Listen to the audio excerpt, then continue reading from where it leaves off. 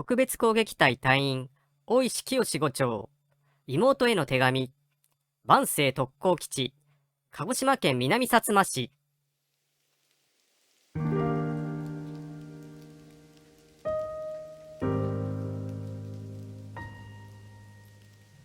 大阪で生まれ育った大石清伍長。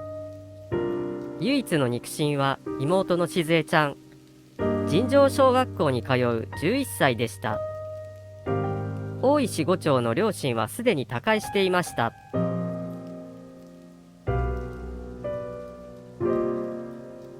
父を大阪大空襲で失い、母も重病を患っており、ほどなく亡くしています。兄が戦地へ出征。静江ちゃんは一人残されました。親戚のおじさんのもとに引き取られました。静江ちゃんをとても心配していた大石伍長。軍から支給された給料ほとんどすべてを妹に送金していて、手紙もたくさん送っています。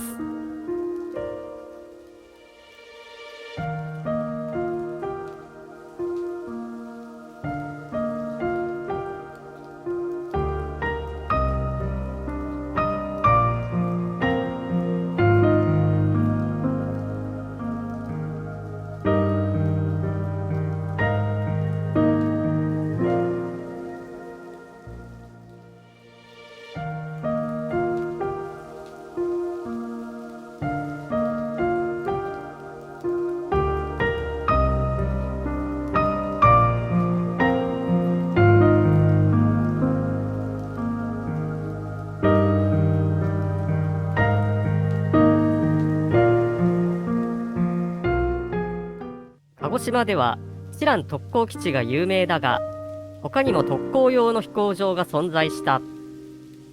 万世基地、鹿屋基地、その他にも数多くある。大石伍長は万世基地に配属された。万世基地からは昭和20年3月下旬から終戦まで戦隊単位で盛んに出撃していった。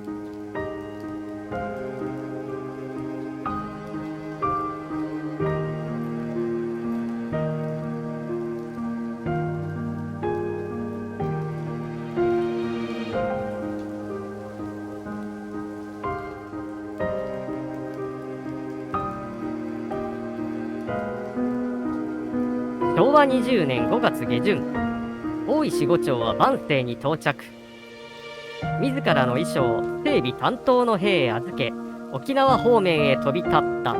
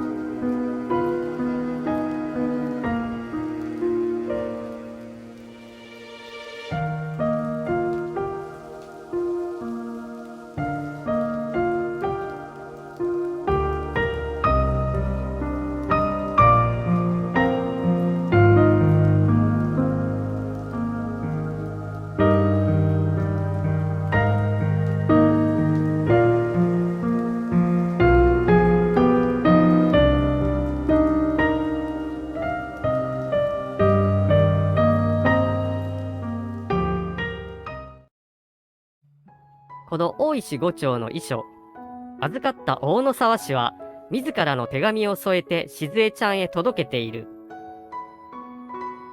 伍長殿は今日見事に出撃されました。その時、このお手紙を私に預けていかれました。お届けいたします。五長殿は、しずえちゃんの作った人形を大変大事にしておられました。いつもその小さな人形を飛行服の背中に吊っておられました。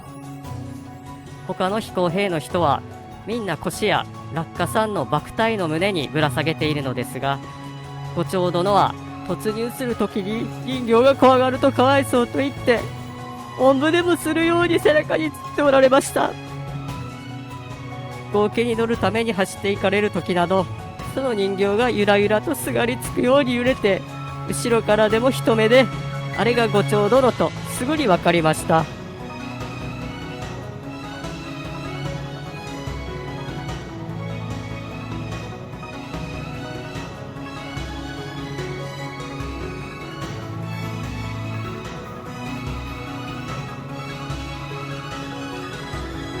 五長殿はいつもしずえちゃんと一緒にいるつもりだったのでしょう。同行二人、仏様の言葉でそう言います。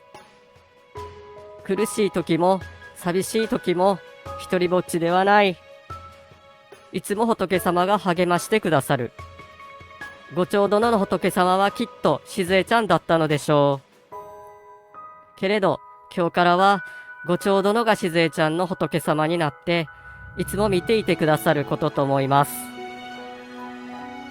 五長殿は勇敢に敵の空母に体当たりされました。しずえちゃんも立派な兄さんに負けないよう元気を出して勉強してください。さようなら。